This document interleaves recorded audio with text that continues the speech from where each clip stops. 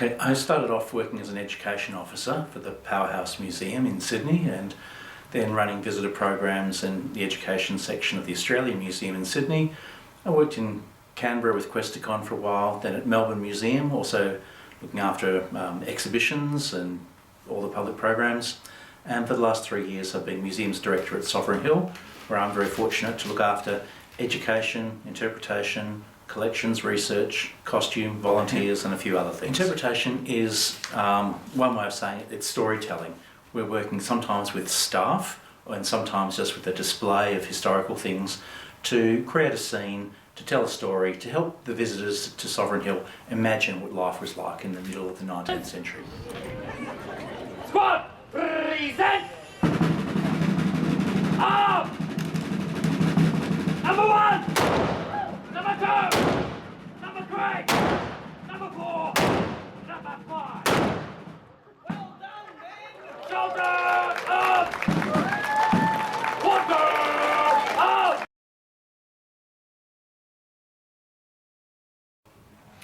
Sovereign Hill is the recreation of a mid-19th century gold rush town in Victoria.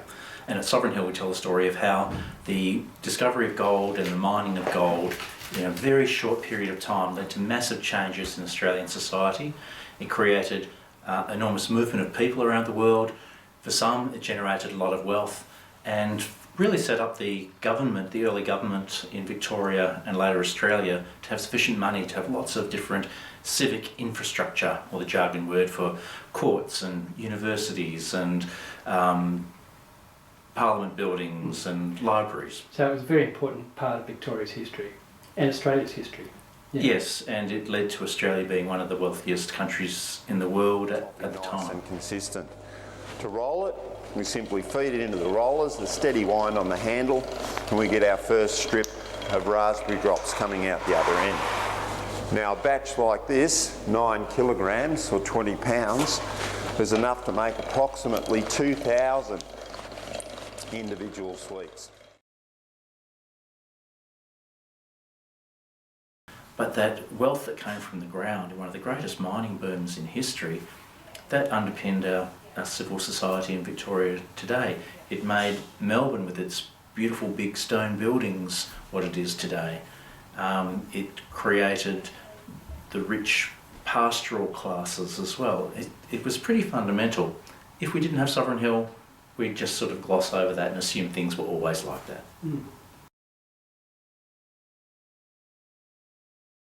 I'd say that the cultural capital that people have, that's the sum of all the ideas and knowledge that a person has as they go about their social interactions with other people. It's the information they can draw, and what they do know can affect what other people see as their ability to perhaps fit in or be ready to be given responsibilities.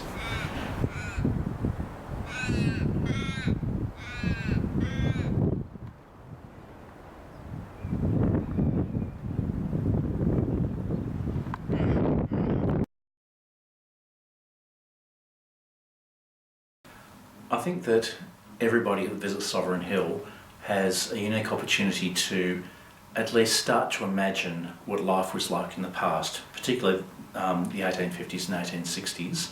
And it's, in a way, we've created a space where their imagination can run away with them a little bit. The learnings that can happen here are not just what an individual sees in a display and sort of learns for themselves, if you like. It's also the intergenerational learning.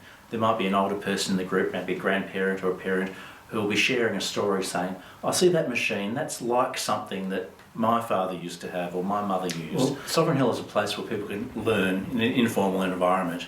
We're not teaching people things or telling them what they need to know, but we're creating a stage, if you like. We're recreating a set of the mid-19th century, and we hope that people will be able to see what life was like, to imagine the hardships, to imagine the wealth that was generated. Oh, here, look. Oh, yeah. What's that? Oh, yes. Some gold. Right, there it is. See the gold? So come on, you want it, right, you touch that with your finger. And here it is, still here, there it is. Touch with your finger. Yeah, well, nearly everyone coming to Sovereign Hill comes with somebody else or in a larger group, and it's one of the really great things to see is the discussions that are happening between people in a social group, and the things that people can share will also depend on what people in the group already know. If a lot of people in the group are unfamiliar with Australian history, say an international tour group, they'll come away with quite a different experience. If students were to come to Sovereign Hill and, let's say they've got cameras and they want to sort of like take photographs of, if you like, the socio-cultural value of Sovereign Hill, what would you suggest they take photos of?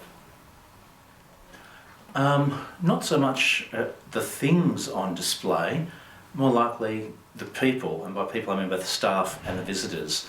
I'd hope that students would go away with photographs of a person demonstrating how a horse was saddled, or how gold was purified, or how lollies were made, or how butter was churned. Because even a video might capture it, or even just a still photograph, I'd expect to see conversation happening and questions being asked. The candle maker would grab the hand off the wheel there and place it on this machine, what we call our nodding donkey. And what we do is we dip this hand into the hot wax. And we do that 2 to 3 times,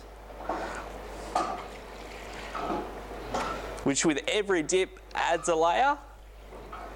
And after those 3 dips, we take it off and place it back on the wheel to let it cool down.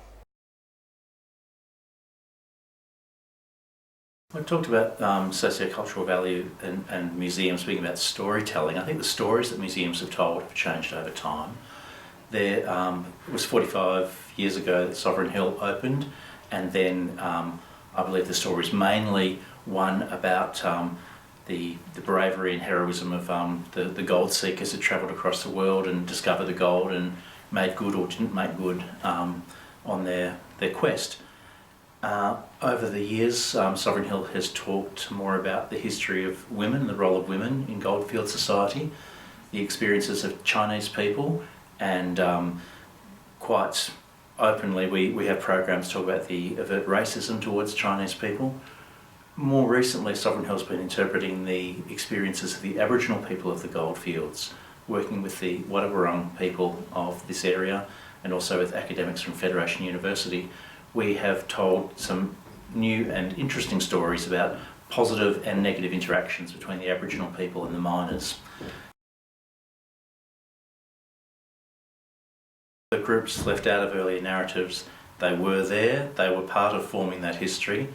Their lives and efforts and experiences are part of what has formed our modern current society. Appropriate that we now go back and add a few more chapters to that book that were left out before. I think when a visitor today sees the variety of those different stories, they start to build an understanding of those many different perspectives of history.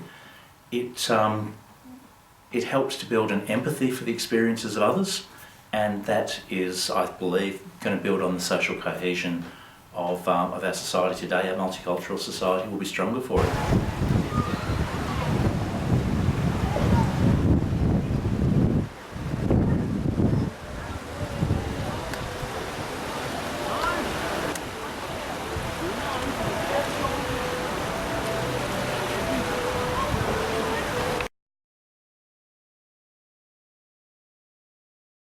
If I had a lot more money than I am able to allocate at the moment, I would put a lot more people on the street, more performers, actors, educators.